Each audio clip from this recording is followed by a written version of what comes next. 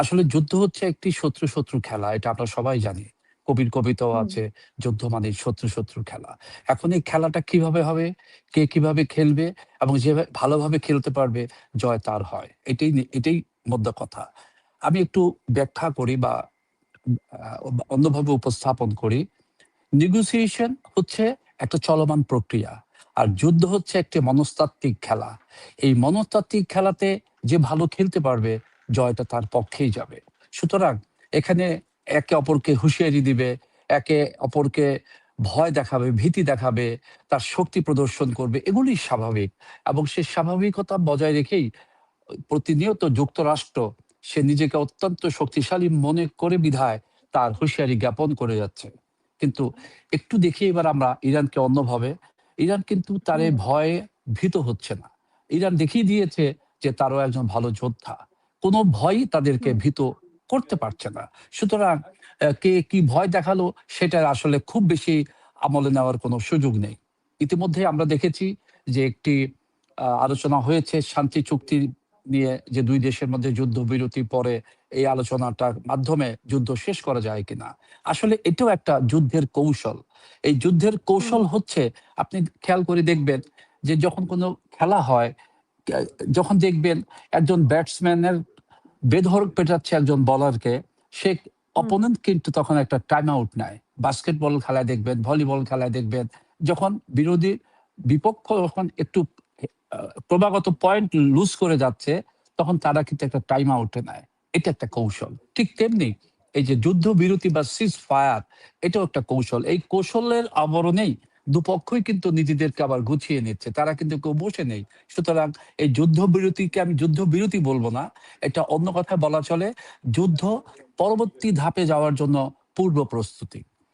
হুম, যে আলোচনাটা আপনার সফল হয়নি, কেন হলো না সেটা একটু হুম, ভাবতে হবে, এবং সেটার খেয়াল করে ভবিষ্যতে সফল হবে কিনা সেদিকে তাকাতে হবে। কেন খেয়াল, কেন সফল হলো না, সফল হয়নি, দুই পক্ষেরই একটা নির্দিষ্ট জায়গায় গিয়ে এক হতে পারেনি।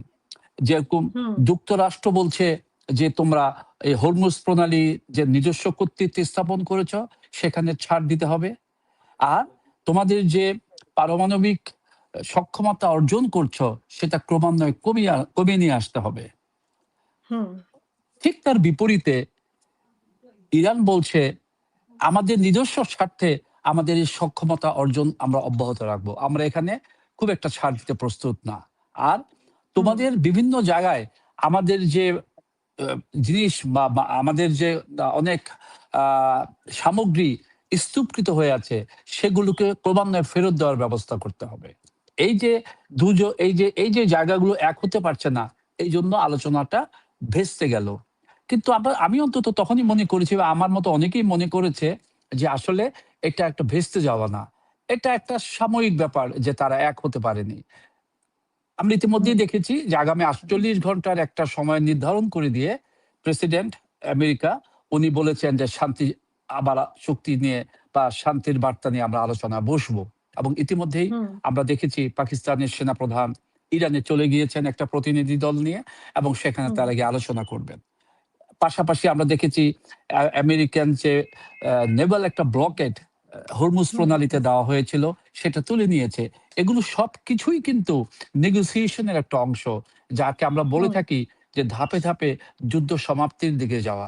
আমি বিশ্বাস করি যে যে যুদ্ধবিরতিটা হয়েছে সেখান থেকে পুনরায় যুদ্ধ শুরু হবে এমনটা আমরা এখন আর ভাবি না। আমরা ভাবি, বা আমি ভাবি, যে এই যে পালাক্রমে যে আমরা আবার নেগোসিয়েশনের দিকে যাচ্ছি, সেই হুম। নেগোসিয়েশনটা হয়তোবা হয়তোবা আমাদের যুদ্ধের সমাপ্তির যে আমরা চিন্তা ভাবনা করছি সেদিকে নিয়ে যাবে। কারণ বা ইরান একটা ইতিমধ্যে প্রমাণ। নেগোসিয়েশন জি, বলেন, মানে বলেন। সমঝোতা তো বৈঠক অনেকগুলাই হয়। ধরেন ১ম বার হয়েছে সেই শর্তগুলো। কিন্তু একই শর্ত নিয়ে যদি বারবার সমঝোতা করার চেষ্টা করা হয়, সেটা তো আর হবে না। সমঝোতার জন্য তো মানে ২ পক্ষেরই এগিয়ে আসতে হবে। এখন ইরানকে যেই শর্তগুলো দিচ্ছে, সেই শর্তগুলো তো তারা মানবে না কখনোই। কিন্তু সেই শর্তগুলো নিয়েই যদি বারবার বৈঠকে বসে, তাহলে কি মানে কোনো সমাধান আসবে? আপনি বলছেন মানবে না, আর আমি হয়তো বলতে পারি মানবে। মানবের আবার হুম, একটা ব্যাখ্যা আছে। তার কারণ দেখেন, সে প্রথম আলোচনা ব্যর্থ হওয়ার পরে দ্বিতীয় আলোচনার দিকে কিন্তু আবার আমরা এক ধাপ এগিয়েছি। পাকিস্তানি হুম, সেনাপ্রধান যারা নাকি মধ্যস্থতাকারী হিসেবে কাজ করছিল, পাকিস্তানের পক্ষ নিয়ে ইতিমধ্যে ইরানে গিয়েছে। এগুলো কেন গেল? একেবারে অযথা তো যাবে না। প্রেসিডেন্ট ট্রাম্প ইব্রাহিম, কেন বললেন যে আমরা ৪৮ ঘন্টার মধ্যে আবার বসবো? উনি কেন হরমুজ প্রণালী থেকে ব্লকেড উদ্ধার করার কথা মিনিটে কাজ বলছেন? করতেছে। এগুলো কিন্তু সবই একটা নির্দিষ্ট লক্ষ্যে দরজা পৌঁছাবার প্রক্রিয়া হিসেবে কাজ করছে। কাজেই আমরা প্রথম ধাপে যেভাবে দুপক্ষই একদমই করে কেউ কারটা মানতে চাচ্ছিলাম না, দ্বিতীয় নেগোসিয়েশনে হয়তোবা দেখা যাবে যে একটু ছাড় দিচ্ছে, ইরান একটু ছাড় দিচ্ছে। হয়তোবা এর জন্য তৃতীয় ধাপেও যেতে হতে পারে। কিন্তু নেগোসিয়েশন একটা চলমান প্রক্রিয়া যেহেতু, সেহেতু আমাদেরকে একটু হুম। অপেক্ষা করতে হবে দেখার জন্য। এই মুহূর্তে নিরাশ হওয়ার মতো কোনো কিছু দেখছি না।